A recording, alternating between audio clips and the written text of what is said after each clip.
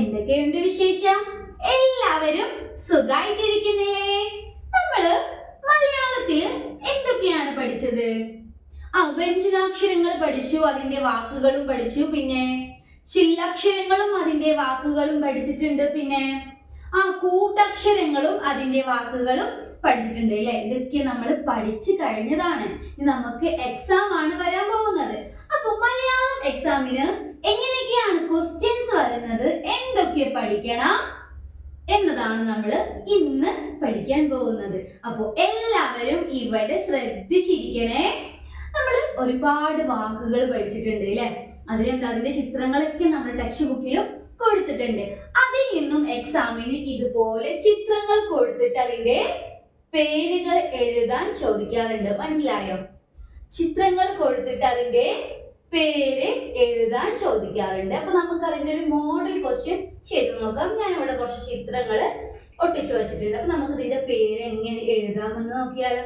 First one എന്താണ്? പങ്ക. Okay, ഇത് എഴുതാൻ എളുപ്പമാണ്. പ എഴുതാ, ഗ എഴുതാ. എന്ത് വായിക്കും? പങ്ക. ഓക്കെ, അടുത്തത് എന്താണ്? ശലഭം. ഓക്കെ, അത് എങ്ങനെ എഴുതാമെന്ന് നോക്കിയാലോ. ഷ ല ഭ. ശലഭം ആയിട്ടുള്ളൂ. ശലഭം എന്ന് പറയുമ്പോ ചിഹ്നം കൂടെ ചേർക്കുക. ഇപ്പൊ എന്ത് വായിക്കും? ശലഭം. ഓക്കെ, അടുത്തത് എന്താണ്? കയർ. അതെങ്ങനെ എഴുതാമെന്ന് നോക്കിയാലോ. ക യ ർ. എന്ത് വായിക്കും? കയർ. ഓക്കെ, അപ്പൊ ഇതുപോലെ ചിത്രങ്ങൾ കൊടുത്തിട്ട് അതിന്റെ പേര് എഴുതാൻ എക്സാമിന് ചോദിക്കാറുണ്ട്. ഓക്കെ, എല്ലാവരും ഇവിടെ നോക്കിക്കേ. ഞാനിവിടെ കുറച്ച് വാക്കുകൾ എഴുതിയിട്ടുണ്ട്. അപ്പൊ നമുക്ക് ഒന്ന് വായിച്ചു നോക്കിയാലോ.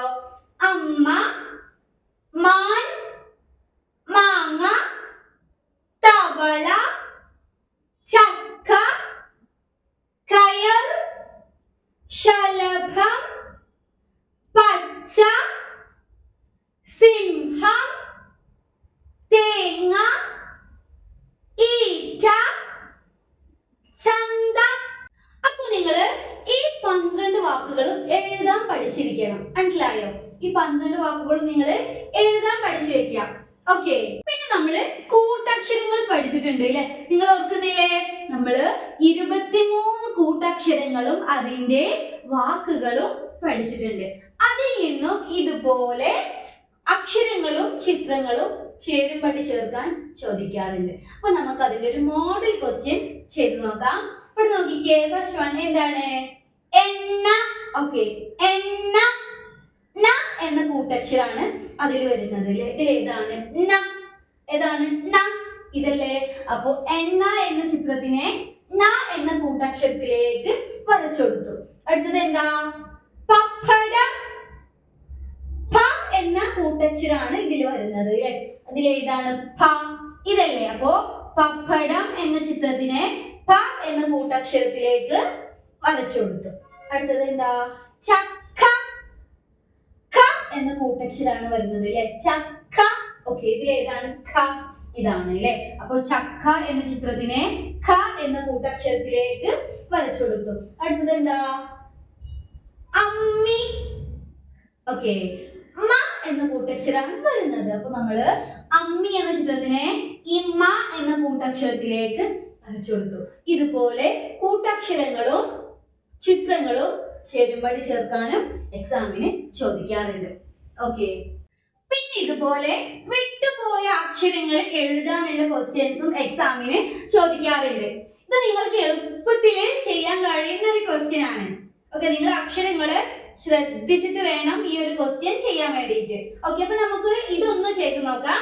ഫസ്റ്റ് വൺ എന്താണ്?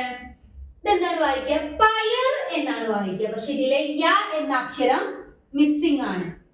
ബ്രാക്കറ്റിലെ ഓപ്ഷൻസ് ഉണ്ട്.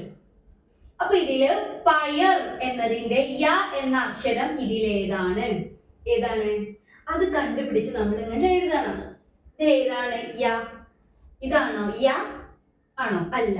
ഇതാണോ? അതെ. അപ്പോ ഈ അക്ഷരം നോക്കിയിട്ട് ഇവിടെ എഴുതാം. അപ്പൊ എന്താ വായിക്കും? പയർ. ഓക്കെ, അടുത്തത് എന്താണ്? ബാലിക എന്നാണ് പറയേണ്ടത്. പക്ഷെ ഇതിലെ ബ എന്ന അക്ഷരം വിട്ടുപോയിട്ടുണ്ട്. ഓപ്ഷൻസ് നോക്കുക. ഇതിൽ ഏതാണ് ബ? ഏതാണ് ബ? ഇതാണ് ബ. അപ്പൊ അത് എഴുതി കൊടുക്കുക. അപ്പൊ കറക്റ്റ് ആയിട്ടുണ്ട്. ബാലിക. ഓക്കെ. അടുത്ത എന്താണ്? ചവണ എന്നാണ് പറയേണ്ടത്. പക്ഷെ ച എന്ന അക്ഷരം എഴുതാൻ വിട്ടുപോയിട്ടുണ്ട്. അപ്പൊ നമ്മൾ ഈ ഓപ്ഷൻസ് നിന്ന് ച എന്ന അക്ഷരം തെരഞ്ഞെടുത്ത് എഴുതണം. ഇത് ഏതാണ് ച? നിങ്ങളൊന്ന് പറഞ്ഞേ, ഏതാണ് ച? ഇതാണ് ച. അപ്പൊ അതിവിടെ എഴുതി കൊടുക്കാം. ചവണ കറക്റ്റ് ആയിട്ടുണ്ട്.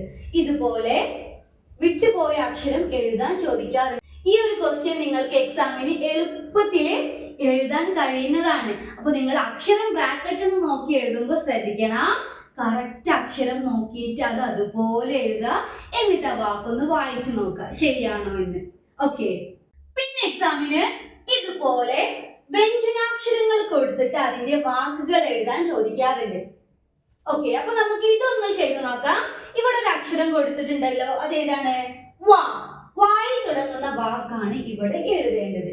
വാ വെച്ചിട്ട് ഒരു വാക്ക് പറഞ്ഞേ. നമ്മൾ പഠിച്ചിട്ടുണ്ട്. വല.